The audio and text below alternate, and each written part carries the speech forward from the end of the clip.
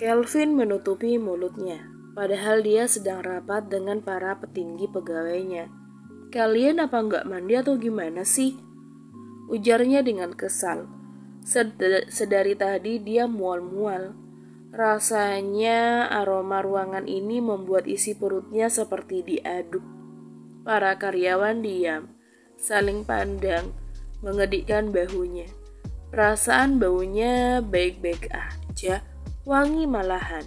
Tapi bisa-bisanya Kelvin menuduh mereka belum mandi. Kelvin menyandarkan tubuhnya di kursinya, memijit pelipisnya, dan hari ini tak terhitung dia mual-mual. Dan penyebabnya sama, aroma di rumah dan di kantor tuh sama aja membuatnya mual. Apa semua orang tidak mandi hari ini? Kenapa bau sekali? "Sudah, lanjutkan," ucapnya dengan kesal, tapi juga lemas. Kepala bagian eksekutif yang sedang presentasi tapi dihentikan tadi melanjutkan penjelasannya. Namun baru juga beberapa patah kata, Kelvin kembali mual-mual. Persis seperti ibu-ibu hamil. Atau jangan-jangan Resdir memang sedang hamil. Alhasil dia menghentikan presentasinya lagi. "Maaf Pak, sepertinya Anda sedang tidak enak badan. Bagaimana kalau saya antarkan ke rumah sakit Pak?" tawarnya hati-hati.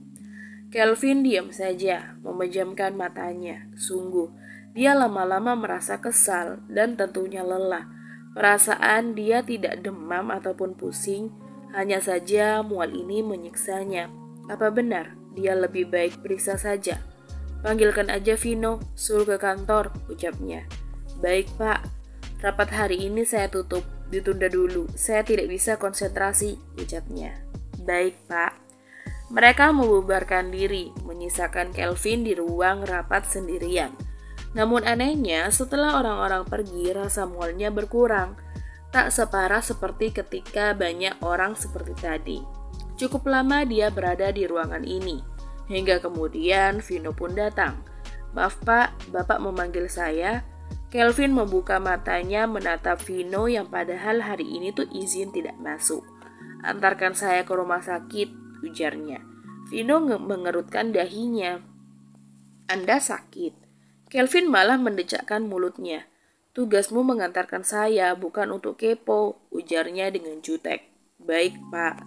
Kelvin beranjak melewati Vino begitu saja, menuju ke mobilnya yang terparkir. Sampai di bawah, Kelvin menyerahkan kunci mobilnya. "Kamu yang nyetir, saya lelah," ucapnya dan langsung masuk ke dalam mobil. Vino merasa aneh aja, kenapa Kelvin harus capek-capek memanggilnya, padahal dirinya kan sedang izin. Padahal sebenarnya ada banyak karyawan yang bisa disuruhnya untuk mengantarkan dirinya ke rumah sakit. Atau jangan-jangan dia mulai curiga kepadanya dan berniat mengerjai dirinya. Entahlah. "Hei, cepat," malah bengong, teriak Kelvin dengan jutek dari dalam mobil.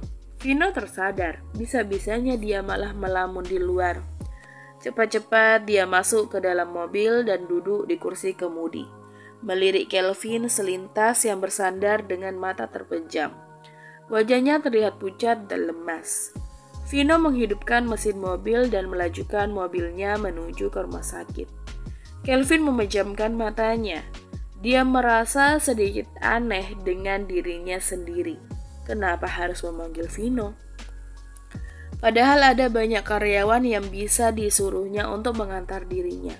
Entahlah, tiba-tiba instingnya mengatakan untuk memanggil Vino. Dan benar, setelah pria itu datang, dia merasa nyaman, seperti mencium aroma seseorang yang dirindukannya.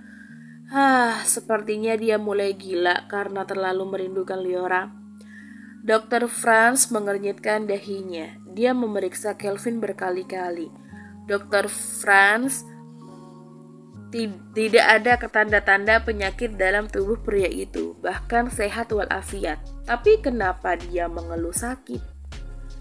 Vino menungguinya. Melihat raut dokter, dia mulai menebak-nebak atau jangan-jangan ini ada hubungannya dengan yang dikatakan oleh Liora dan Dr. Siva tadi. Jangan-jangan Kelvin yang ngidam. Tapi dia tidak meminta aneh-aneh, buah atau makanan gitu. Dia hanya lemas dan mual-mual kalau katanya tadi. Atau jangan-jangan permintaan untuk dirinya yang mengantar itu termasuk bagian dari ngidam. Karena kan itu aneh sekali. "Bagaimana dok, saya sakit apa?" tanya Kelvin dengan suara lirih. Dokter Franz menggeleng, melepas stetoskopnya. "Tidak ada," jawabnya. "Maksud dokter, saya tidak sakit apa-apa," ulang Kelvin. Dokter Franz mengangguk. "Kok bisa? Saya mual-mual dari tadi pagi loh dok, sampai lemas rasanya," protesnya. "Terang aja," dia heran. "Masa sih dia nggak sakit apa-apa?" "Apa Anda sudah punya istri?" tanya dokter Franz. Kelvin melirik Vino sejenak lalu mengangguk pelan. "Istri Anda sedang hamil." Kelvin tidak menjawab. Dia bingung istri yang mana, sementara Aretha juga sedang hamil. "Sepertinya Anda yang mengalami ngidamnya, tapi tenang aja, ini wajar kok. Biasa, banyak para suami yang mengalaminya.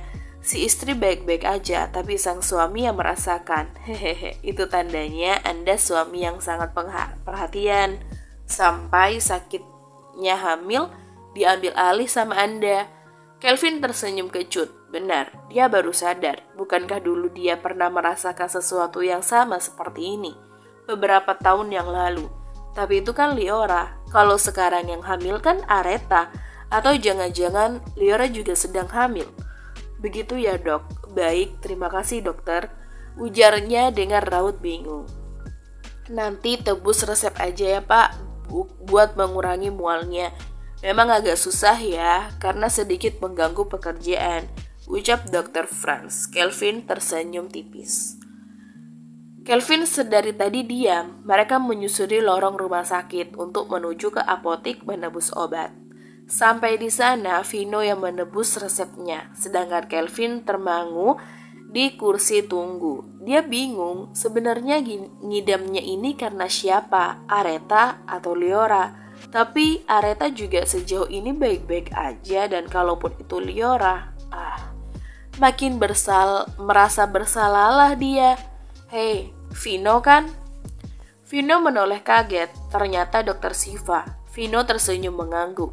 "Sedang apa? Kok balik ke rumah sakit lagi?" Itu." Vino melirik Kelvin karena jarak mereka tak terlalu jauh, jadi Kelvin masih bisa mendengar percakapannya. Apalagi saat ini Kelvin memandang ke arah mereka berdua. Itu mengantar bosku," ucap Vino tersenyum tipis. Siva manggut-manggut.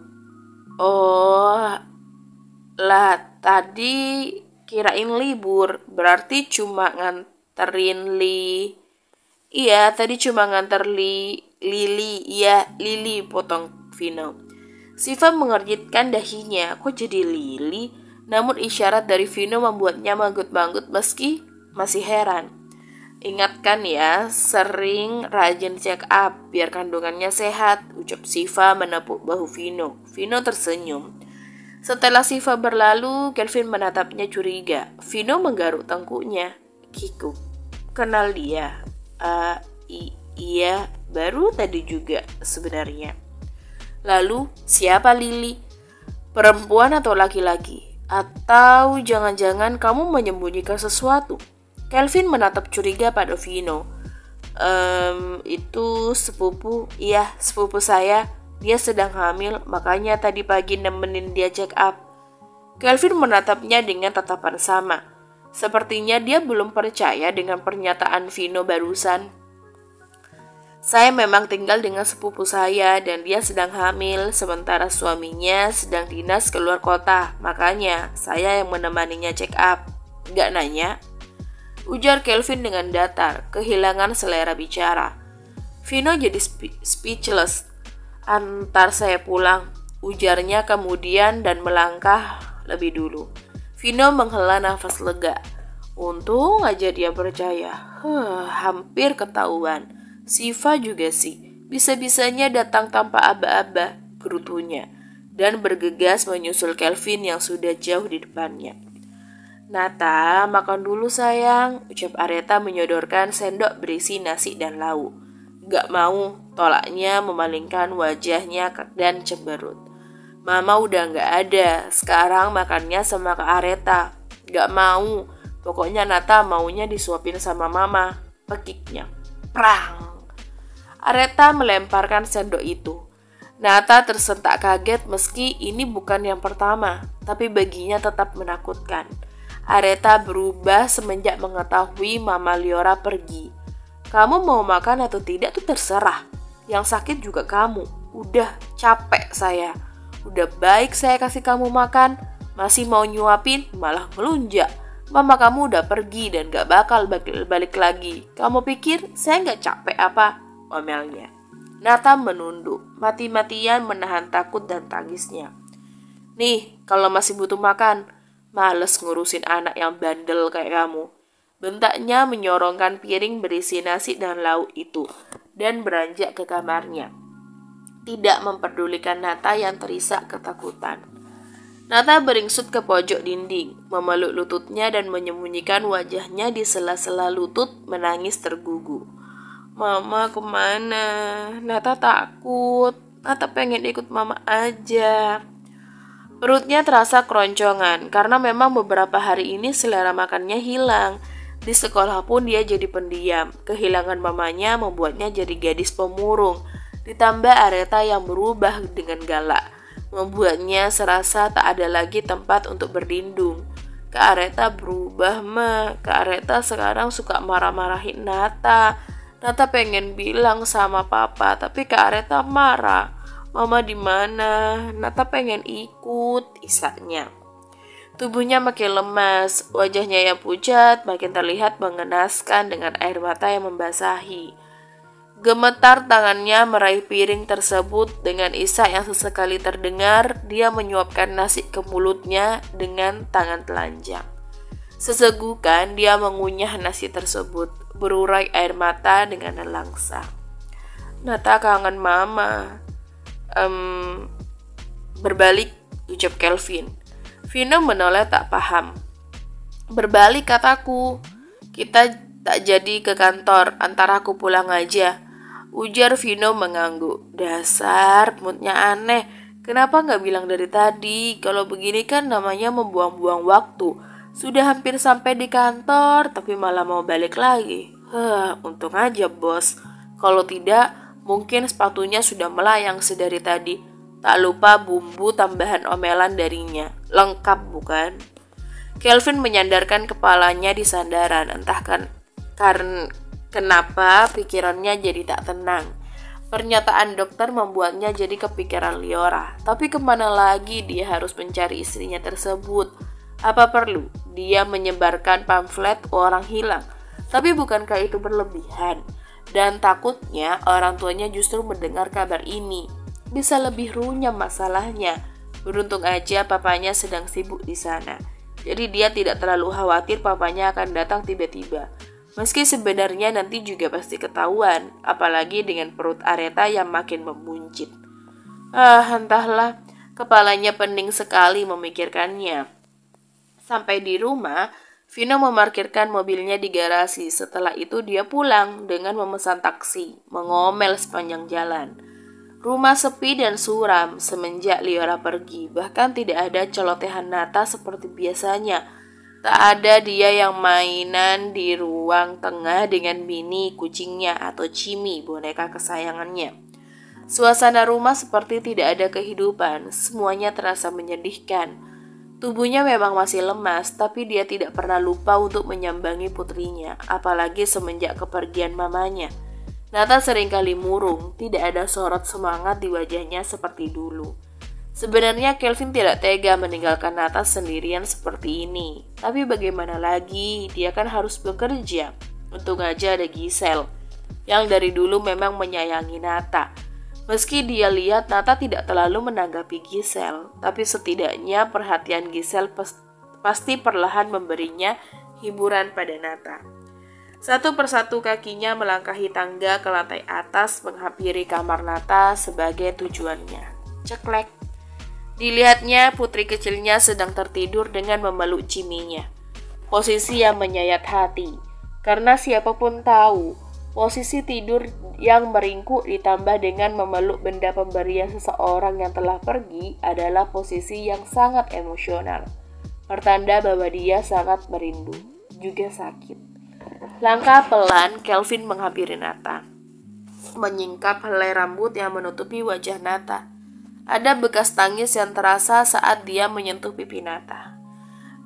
Matanya pun sedikit membengkak. Kelvin mencium dalam dahi Nata. Kamu pasti merindukan mamamu.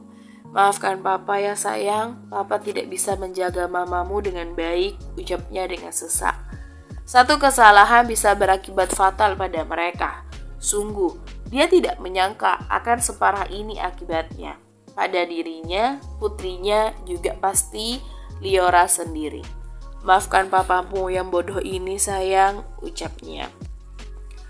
Ais, pakai jatuh lagi, gerutu Liora. Dia menatap nanar 3 butir telur yang dipegangnya. Jatuh bebas melayang menimpa lantai tanpa dosa dan yang pastinya berakibat fatal. Pecah dan isinya mengalir mengenai lantai keramik. Dia jongkok menatap sayang pada telur tak bersalah tersebut. Ais, padahal kalau nggak jatuh bisa jadi lauk. Aneh-aneh aja sih kamu telur, pakai jatuh segala, omelnya.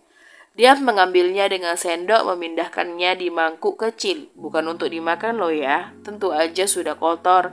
Hanya untuk memudahkan untuk membersihkannya nanti.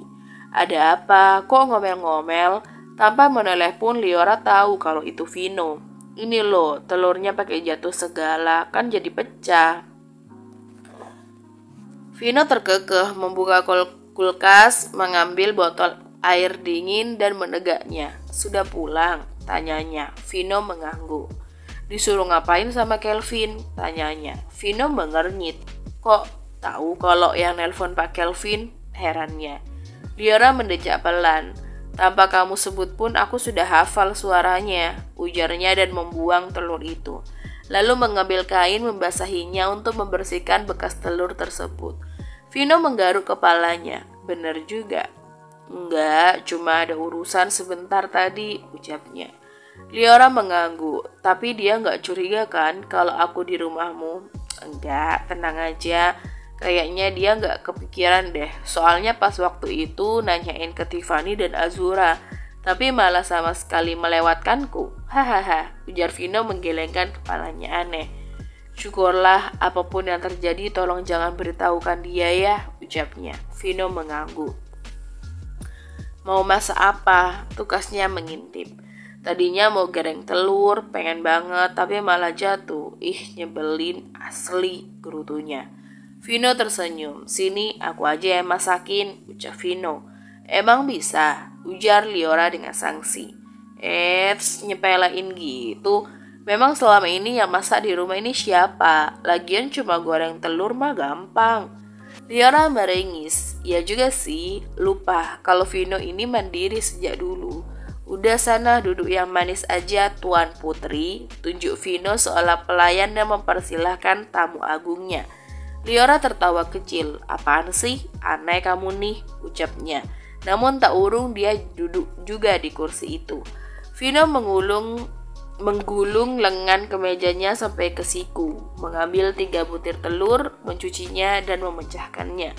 Membuang kulitnya di tong sampah, memberikan sedikit garam, irisan bawang merah dan putih, juga sedikit bubuk lada dan penyedap, lalu mengocoknya sampai tercampur. Diam-diam Liora mengagumi skill memasak Vino. Entahlah kenapa, menurutnya pria yang memasak itu terlihat makin keren. Dilihat dari belakang, berasa ingin memeluknya. Astaga, ini mantan Liora. Ingat, kamu juga sudah bersuami. Bisa-bisanya memikirkan hal yang tidak-tidak. Ayo, semangat paman, aku sudah lapar, ucap Liora menirukan suara anak kecil. Vino menoleh dan tertawa kecil. Sabar anak kecil, sebentar lagi masakan paman udah jadi. Tunggu ya manis, jawabnya. Liora ikut tertawa. Tak lama telur dadar buatan Vino pun jadi. Dia meletakkan di depan Liora, memberinya sendok. Perlu nasi? Liora menggeleng. Tangannya meraih sendok dan mengambil potongan kecil. Enak paman, serunya mengacungkan jempol. Vino tertawa, mengusap lembut surai panjang Liora. Makan yang banyak keponakan paman, ucapnya mengulum senyum. Bersama.